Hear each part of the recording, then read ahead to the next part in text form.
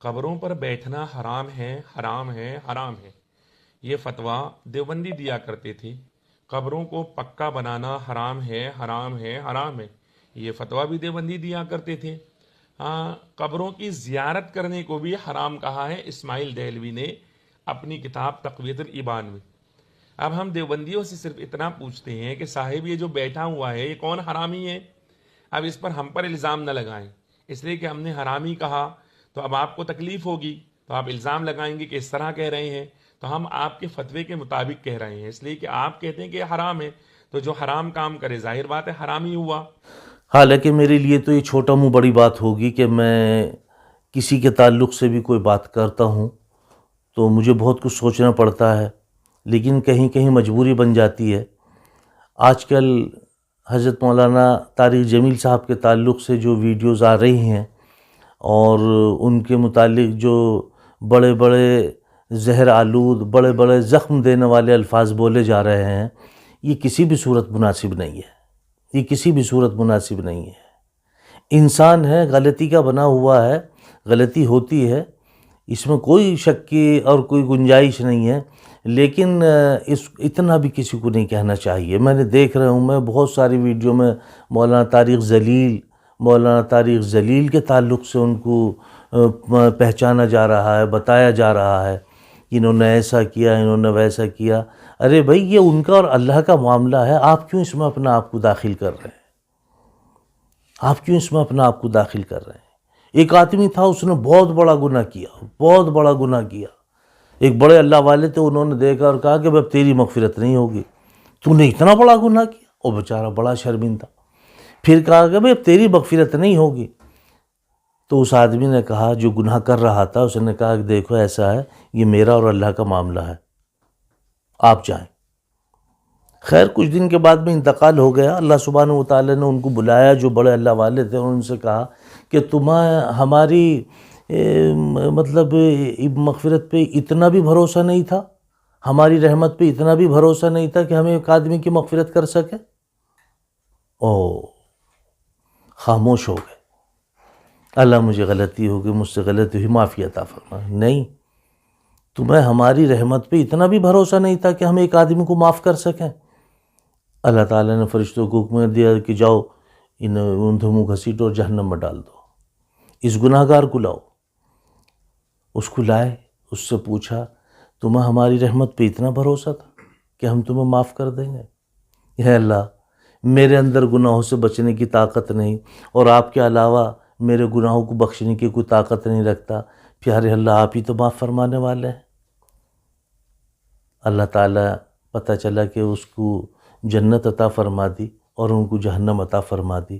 میرے بھائیوں، مولانا طارق جمیل صاحب کا تعلق جو ہے وہ اپنی ذات سے ہے، وہ کیا کر رہے ہیں ہم اس کے اوپر انگلی اٹھاتے رہے ہیں، یہ اچھی خصلت کی بات نہیں ہے۔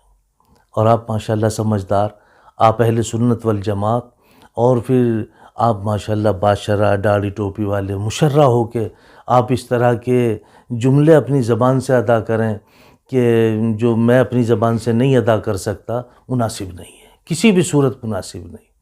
اور رہا سوال آپ کا، آپ کہتے ہیں کہ دیوبندی قبر پہ جانے کے لیے اجازت نہیں دیتے، یہ آپ کی خام خیالی ہے، ایسا نہیں ہے۔ قبر پہ جانے کی اجازت ہے، سفر کی اجازت ہے قبر کے لیے، ہمارے تمام اکابر جانے آنے والے ہیں۔ بات عقائد کی ہے، بات جانے کی نہیں ہے، بات عقائد کی۔ عقائد درست ہونے چاہیے، عقیدہ درست ہونا چاہیے۔ عقیدے کی بنیاد پہ کوئی بات ہے تو بات ہے۔ آپ کہیں کہ جی نہیں اجازت نہیں دیتے دیوبندی، ایسا نہیں ہے۔ آپ دیکھیں سرہند شریف جائیں، آپ حضرت مولانا فاروق مجدد الفسانی رحمۃ اللہ علیہ کے یہاں آپ براز جا کے دیکھیں، آپ جہاں انبیاء کی قبریں موجود ہیں، آپ اور جگہوں پہ دیکھیں، اور کون سی جگہ ہے جہاں دیوبندی نہیں جاتے؟ آپ کا کلیر شریف ہو، اجمیر شریف ہو، آپ کے حضرت نظام الدین محبوب الہی رحمۃ اللہ علیہ ہوں، آپ کے اور بھی بہت سارے بزرگ ہیں، حضرت خواجہ بختیار کاکی رحمۃ اللہ علیہ دہلی میں تشریف رکھتے ہیں، وہاں ہوں، اور پانی پتن چلے جائیں آپ کے قلندر صاحب کے یہاں، اب حضرت مولانا حالی رحمۃ اللہ علیہ کے یہاں، تو یہ کوئی بات نہیں ہے، یہ کوئی ایسے ٹاپک نہیں ہے جن پہ الجھا جائے یا اس کے متعلق ایک روز بروز نئے نئے ویڈیوز لائے جائیں. یہ اچھی بات نہیں ہے. آپ خود سوچیں بھائی، آپ خود سوچیں. اگر مولانا طارق جمیل صاحب اپنے بیٹے کی قبر پہ بیٹھے ہیں، اگر وہ کھڑے ہوتے جب کیا کرتے آپ؟ کس نے منع کیا آپ سے بیٹھنے کو؟ کون سی زیارت ایسی ہے جہاں پہ نہیں بیٹھا جاتا؟ سوچنا چاہیے آپ کو. مولانا طارق جمیل صاحب ایک بہت مجاہدے کے آدمی ہیں. ان کو یہ ایک حادثہ ہوا جو ان کے دل کو لگا ہے. حالانکہ بڑے بڑے مائی کے لال اپنے والدین سے، اپنے خاندان سے جدا ہوئے ہیں، لیکن ان کا کچھ تھوڑا سا الگ حساب رہا جس کو لوگوں نے، اور وہ تھا بھی، وہ نظر انداز نہیں کیا جا سکتا تھا. جس طرح سے انہوں نے قرآن خوانی کا اہتمام کیا یا قبر پہ دعا خوانی کا اہتمام کیا، وہ تھوڑا سا ٹھیک ہے، لیکن آپ اس کو اتنا طول دے دیں، یہ اچھی بات نہیں ہے کہ دیکھو یہ حرامی یہاں بیٹھا ہے. تمہیں سوچنا چاہیے یار. مسلمان ہو کے، داڑھی ٹوپی والے ہو کے، ایک کلمہ پڑھنے والے، ایک قرآن کریم کو ماننے والے، ایک اللہ کو ماننے والے، آپ ایک داڑھی ٹوپی والے عالم کو یہ کہیں کہ دیکھو یہ حرامی بیٹھا ہے. تمہیں خود سوچنا چاہیے یار. جو خود کسی دوسرے کو جہنمی کیا، وہ خود جہنمی ہے. یہ ہمیشہ یاد رکھنا. اگر کوئی شخص کسی کو جہنمی کہتا ہے تو وہ خود جہنمی ہے. اس لیے میرے بھائیو اپنے آپ کو سنبھالو، اور مولانا طارق جمیل صاحب کو مولانا طارق جمیل کے حوالے کر دو. ان کے اوپر کوئی انگلی مت اٹھاؤ. اللہ کس کی کب پکڑ کر لے اور اللہ کب کس کو آزاد کر دے، یہ اللہ کے اختیار میں ہے، آپ کے اختیار میں نہیں ہے.